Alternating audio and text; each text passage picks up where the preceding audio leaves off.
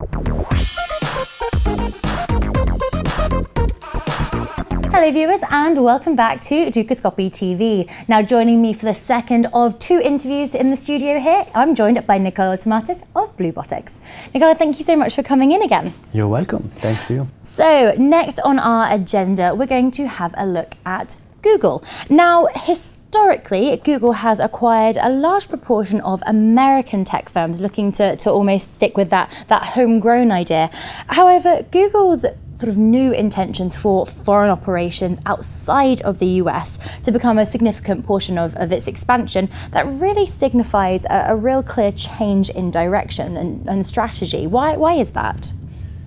Well, and I don't know if I'm the best person to judge about Google, but my personal feeling is that Google, well, you know, most of the revenue is coming from advertising. That's their way to make money.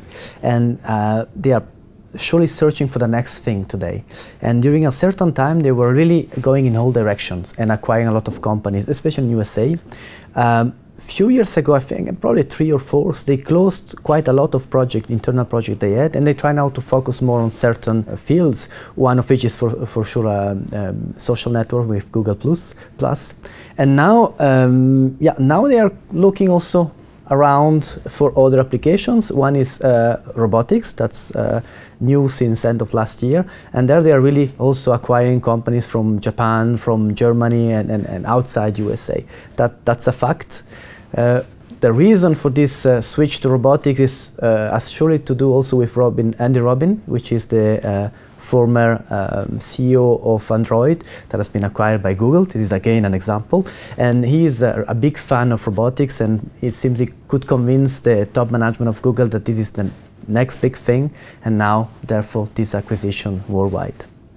You mentioned there sort of this focus on robotics, and hardware has become a major point of focus for Google. We've seen approximately half a dozen robotics companies acquired in the past year, and we're all aware of developments such as the Google glasses, automated driving, etc. However, Google's advanced technology and projects, ATAP, otherwise known, focuses on robotics and computer vision. That's also received a lot of buzz of late. What activity have we seen here? Well, their department is today really concentrating on the 3D mapping. So they try to map whatever you can see with stereo camera, which may have a lot of application in different fields. So one is of course robotics, also the autonomous car. This is really one of the key development they want to have, and they want also to include that into the mobile phone with the Android system.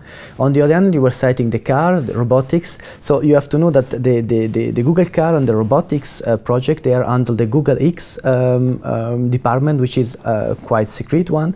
So in theory, no one knows what's going on and what is the goal of all this. About the Google car, they just started 2 weeks ago building their own cars, which makes every car producer have a lot of stress in the moment. And about the robotics, they also announced a few months ago that they are collaborating with Foxconn, which is one of the world leaders in production for your iPhone and all this kind of electronics. So they are really going in different directions, but still with kind of secret business model, secret goal. The application is more or less clear, but the business model not.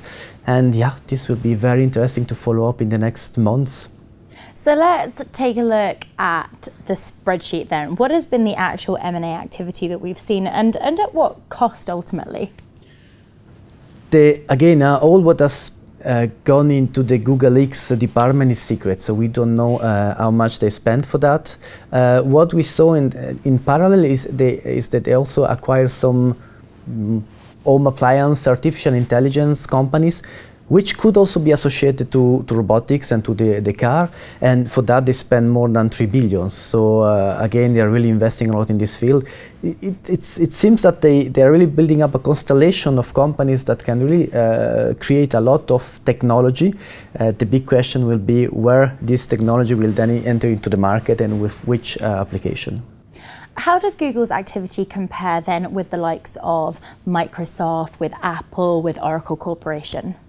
I know just a little bit about robotics, so I'm not an expert in this field. What I saw is that Apple, for instance, they also bought PrimeSense, which is a company doing a kind of stereo vision system. So again, for 3D mapping or going this direction, it is almost a kind of let's say a joke, in the sense that PrimeSense was delivering the hardware for Microsoft for the gaming system, but then Microsoft started doing their own solution, and now Apple buy PrimeSense. So there is for sure a trend also for them going into 3D mapping of something, and again without knowing what the application is. About Microsoft in robotics, they are active since 2006. They were really building up the robotics department, and they are really growing this department, but also similarly to Google, with a very strong secrecy. No one knows exactly where they want to go, and they are not really acquiring a lot in this field.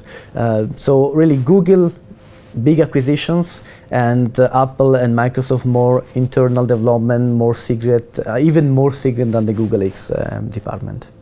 So quite like the Dukascopy hub that we've got here, very secret. Nicola, thank you so much for coming in and sharing your expertise with us. Really appreciate it. Thanks to you, and I hope the next time we can then share some more secrets together, because for the moment that's how the market looks like.